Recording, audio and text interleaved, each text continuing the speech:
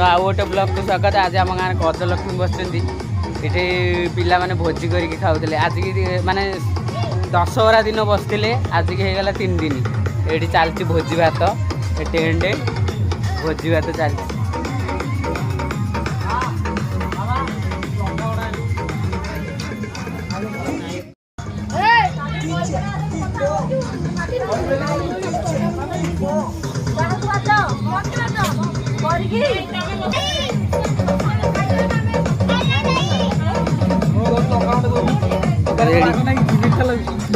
अरे राग पकड़े छोट पिला खाइबे बेलिया मीठा